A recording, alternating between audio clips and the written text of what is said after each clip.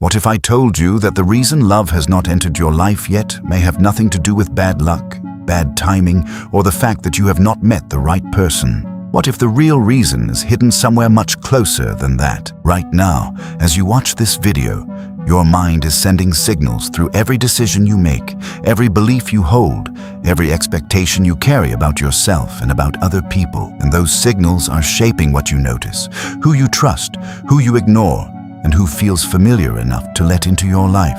Most people spend years searching for love without ever realizing that the search itself may be keeping them trapped. Because the greatest obstacle is not the absence of love. The greatest obstacle is becoming the kind of person who can recognize it when it appears. Tonight, we are going to explore something that may completely change the way you think about connection, attraction, loneliness, and the invisible patterns that quietly influence every relationship you create. Part 1. There is something interesting about the fact that you found this video, not because it was fate, not because the universe secretly guided you here, but because every platform in the modern world is designed to learn from attention. Every second you spend watching something becomes information. Every pause, every search, every video you finish, every video you leave halfway through. Together they create a portrait of what captures your attention, a portrait of what concerns you, a portrait of what your mind keeps returning to when nobody is watching.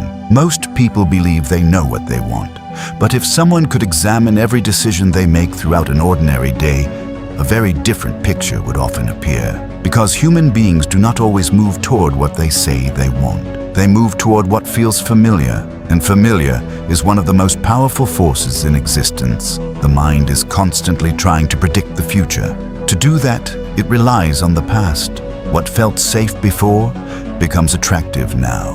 What felt normal before becomes desirable now, even when those experiences created pain. This is why so many people find themselves living the same relationship over and over again with different faces. The names change, the conversations change, the circumstances change, but somehow the emotional experience remains almost identical. The same disappointments, the same frustrations, the same endings. After a while, it begins to feel like bad luck, but it is usually something deeper than luck. It is a pattern, and patterns repeat themselves until they are understood. Most people spend their lives looking outward for answers. They ask where they can find love. They ask when it will arrive. They ask why it keeps disappearing. But very few people stop long enough to ask a different question. What inside me keeps creating the same experience? That question is uncomfortable because it shifts attention away from other people. It places attention on the one thing we often avoid examining: ourselves. The truth is that every relationship begins long before two people meet. It begins in the beliefs they carry. It begins in the expectations they developed years earlier. It begins in the stories they tell themselves about love. And those stories shape everything that follows. Part 2. Long before you understood what love was, your nervous system was already collecting information about it. You were watching, listening, learning, observing how affection was expressed, observing how conflict was handled, observing who received attention and who did not, observing what happened when people became vulnerable. Children do not learn primarily through instruction, they learn through experience. And those experiences become blueprints. Years later, most people are still living according to those blueprints without realizing it. A person who learned that love must be earned may spend their entire life trying to prove their worth. A person who learned that vulnerability leads to rejection may spend decades hiding important parts of themselves. A person who learned that affection is unpredictable may become addicted to uncertainty and confusion. None of this happens consciously. That is why it feels so mysterious. People often believe they are making free choices, but many of those choices are being influenced by emotional programs that were installed long ago. The strange thing is that these programs do not care whether something is healthy. They care whether something is familiar. And familiarity can be mistaken for chemistry. It can be mistaken for destiny. It can be mistaken for love itself. That misunderstanding has shaped countless relationships. Because familiarity creates a powerful emotional pull. It whispers that you have known this feeling before.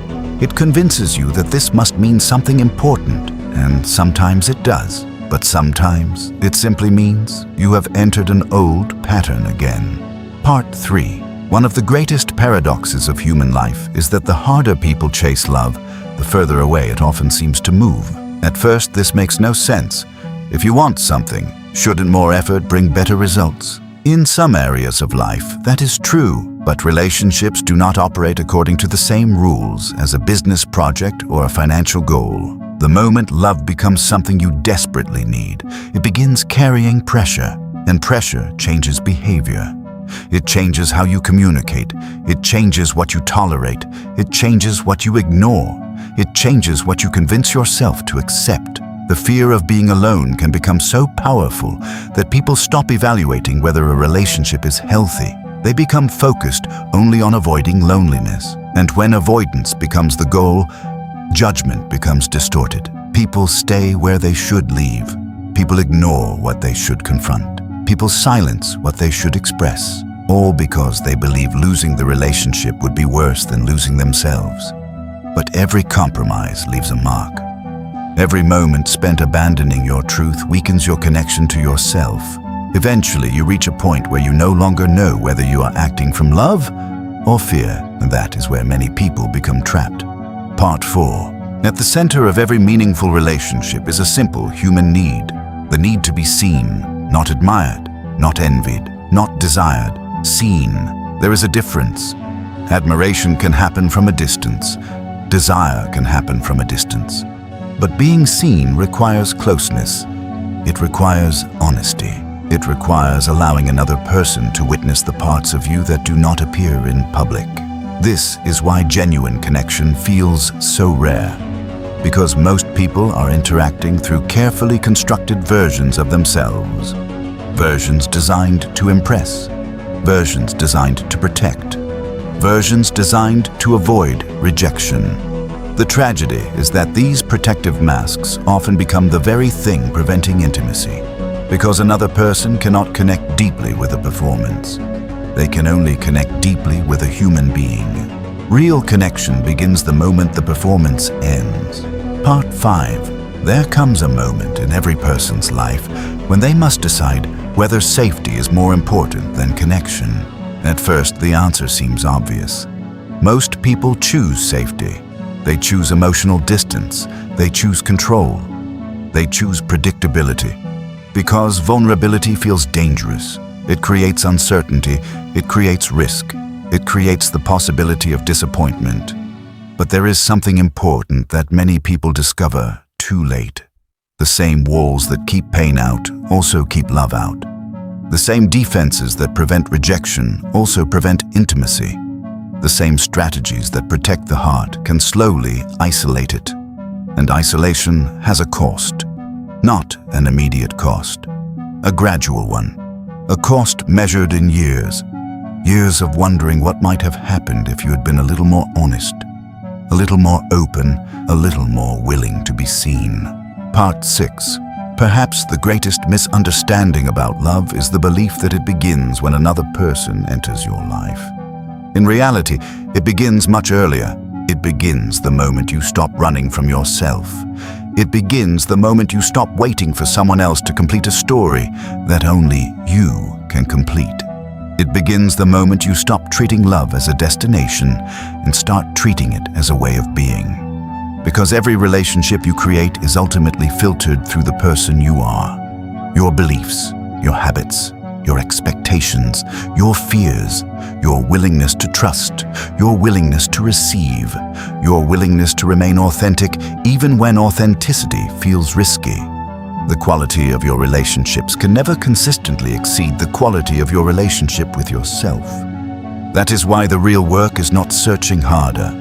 The real work is becoming clearer, becoming more honest, becoming more aware, becoming more present.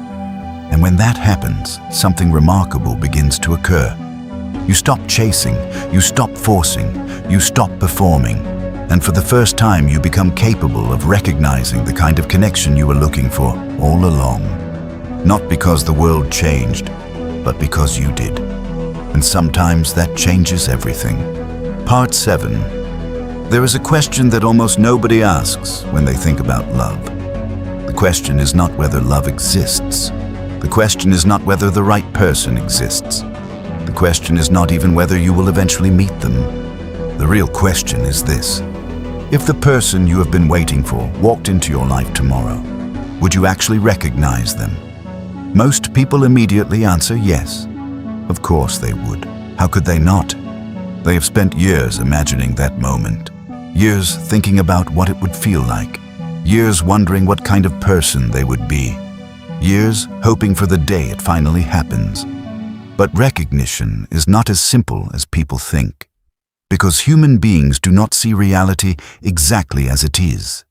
They see reality through the lens of their expectations, through the lens of their fears, through the lens of their previous experiences, through the lens of what they believe is possible.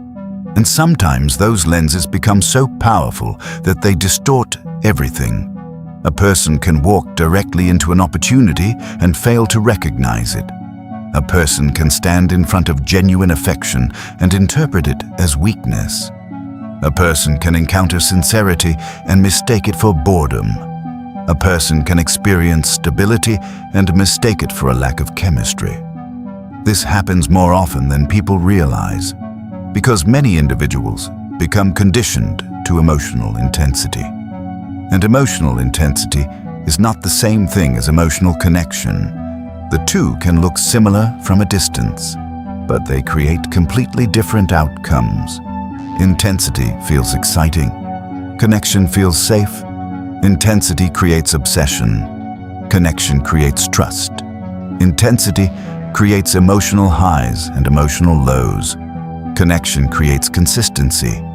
Intensity demands attention. Connection creates peace. And for someone whose nervous system has spent years adapting to chaos, peace can feel unfamiliar. In fact, peace can feel wrong. That may sound strange. Why would someone reject peace after spending years searching for it? Because the human mind often chooses familiarity over well-being. If chaos was familiar, chaos can feel attractive. If unpredictability was familiar, unpredictability can feel exciting. If emotional uncertainty was familiar, certainty can feel suspicious. The mind begins interpreting old experiences as indicators of attraction, and before long, a person starts confusing emotional activation with emotional compatibility. The result is a cycle that repeats itself again and again. The wrong people feel exciting. The right people feel ordinary. The unhealthy relationships feel passionate. The healthy relationships feel unfamiliar.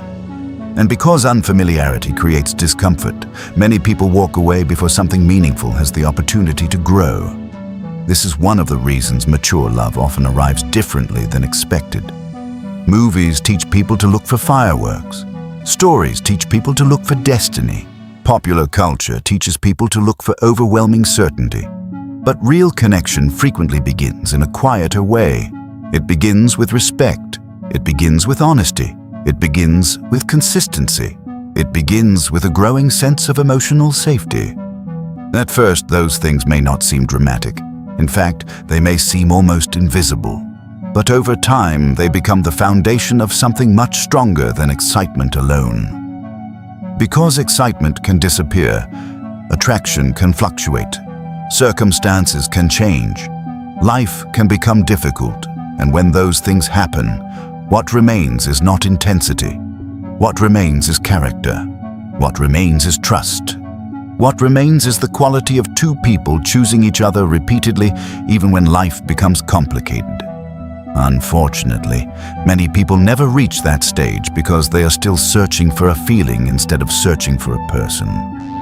Feelings change. People evolve. Situations shift. But values endure. Character endures. Integrity endures. The ability to communicate honestly endures. The ability to remain present during difficult moments endures. These are the qualities that sustain relationships long after the excitement of the beginning has faded. And yet, these are often the qualities people overlook when making decisions about who they allow into their lives. They focus on attraction, they focus on appearance, they focus on immediate chemistry, and those things matter, but they are not enough. A strong beginning cannot compensate for a weak foundation. Sooner or later, reality arrives. Sooner or later, two people must face each other without the illusions. Sooner or later, they must discover whether the connection was built on something real. That is why self-awareness is so important. Because the more aware you become of your own patterns, the easier it becomes to recognize what truly belongs in your life. You stop confusing attention with affection. You stop confusing pursuit with commitment. You stop confusing validation with love. You stop confusing emotional turbulence with passion. And perhaps for the first time, you begin seeing people clearly. Not as projections of your hopes, not as solutions to your loneliness, not as characters in a fantasy, but as human beings. Complex, imperfect, growing, learning, trying, just like you. And when that shift occurs, something remarkable happens. Relationships stop being rescue missions. They stop being attempts to fill an emotional void. They stop being desperate searches for completion. Instead, they become partnerships. Two people walking beside each other, not because they are incomplete alone, but because life becomes richer when shared. This is the point where many individuals finally understand something that had been hidden from them for years. Love was never about finding someone who could save them. Love was never about finding someone who could remove every fear. Love was never about finding someone who could make life perfect. Love was about finding someone with whom they could be real, someone with whom honesty felt safe, someone with whom growth felt possible, someone with whom silence felt comfortable, someone with whom they did not need to become somebody else. And perhaps the greatest sign that you are ready for that kind of relationship is this. You no longer need it in order to feel complete. You desire it. You appreciate it. You welcome it. But your entire identity is no longer dependent on it. Because the moment love stops being a desperate need, it becomes possible to recognize it clearly. And clarity changes everything. The people who once seemed irresistible begin losing their power over you. The situations that once trapped you become easier to leave. The patterns that once controlled your choices become visible. And visibility creates freedom. For the first time, you begin choosing consciously rather than automatically. For the first time, you begin responding instead of reacting. For the first time, you stop repeating the past, and when that happens, a completely different future becomes possible. Not because luck suddenly changed, not because destiny intervened, but because you finally became capable of recognizing what had been hidden in front of you all along. And that recognition may be one of the most powerful transformations a human being can experience. Part 8. There is one final idea I want to leave you with. Not because it is complicated, but because it is easy to hear and difficult to fully understand. Throughout this series, we have talked about patterns. We have talked about fear. We have talked about attachment, emotional conditioning, loneliness, vulnerability, and the invisible habits that shape relationships. But beneath all of those topics exists a simpler truth. Most people spend their lives trying to be chosen. Very few spend time asking whether they are choosing wisely. From childhood, many of us learn to measure our value through acceptance. We learn to feel successful when we are wanted.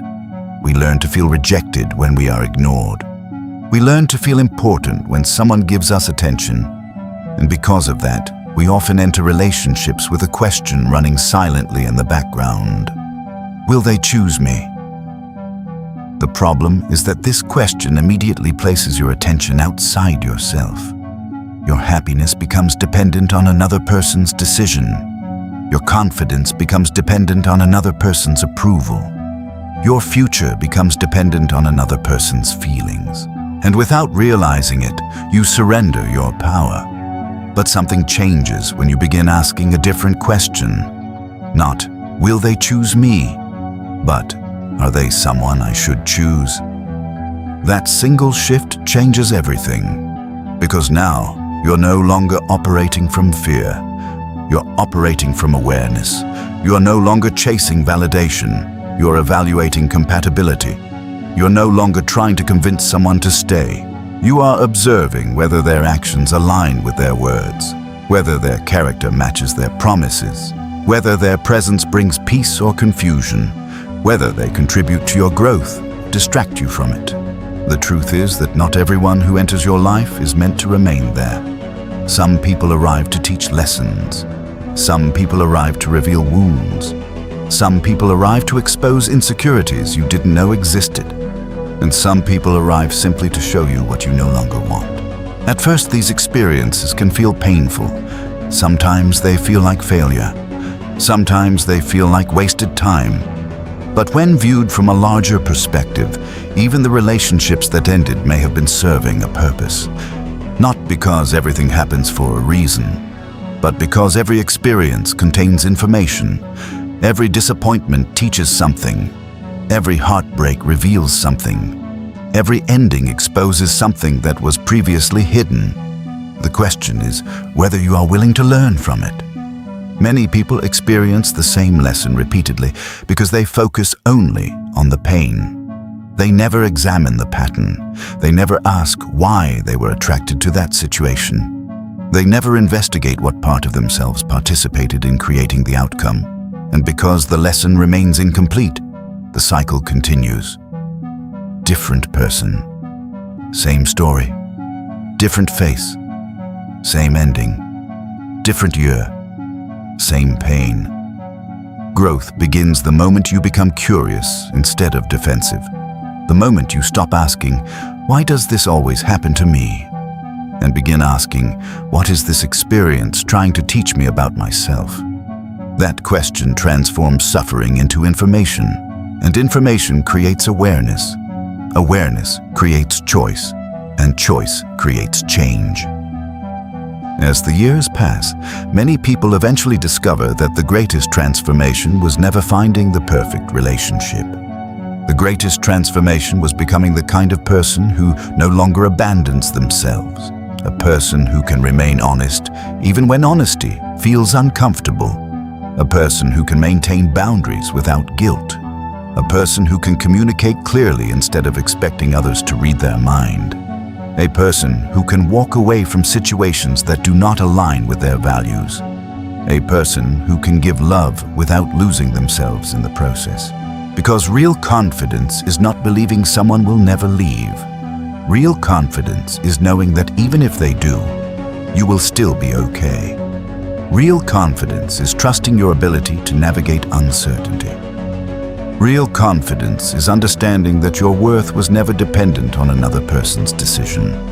And once that understanding becomes part of who you are, relationships begin to feel different. You stop rushing. You stop forcing. You stop trying to manufacture outcomes. You become more patient, more observant, more intentional. You allow connections to reveal themselves naturally. You stop trying to control every chapter before it has been written. And perhaps for the first time, you begin experiencing people as they actually are instead of who you hoped they would become. There is a quiet kind of freedom in that, a freedom that cannot be created through external success. A freedom that cannot be purchased. A freedom that appears only when you stop fighting reality and begin understanding it. Maybe that is what maturity really is. Not becoming perfect, not becoming fearless, not having all the answers, but becoming comfortable with uncertainty. Trusting yourself enough to move forward without guarantees and remaining open even after disappointment. Because life offers no certainty. No relationship comes with absolute guarantees. No future can be predicted completely. Yet people continue loving. People continue trusting. People continue opening their hearts. Not because there is no risk, but because some things are worth the risk. And perhaps that is where this conversation should end. Not with certainty, not with promises, not with grand conclusions, just with an invitation. An invitation to pay closer attention to your patterns, to become more honest with yourself, to examine the stories you carry, to question the beliefs that have shaped your relationships, and to remember that every meaningful change begins with awareness. Nothing more, nothing less. Thank you for spending this time with me. And if this series gave you something valuable to think about, take a moment to support the channel by liking the video, subscribing, and turning on notifications so you don't miss future conversations. Until next time, take care of yourself, and good night.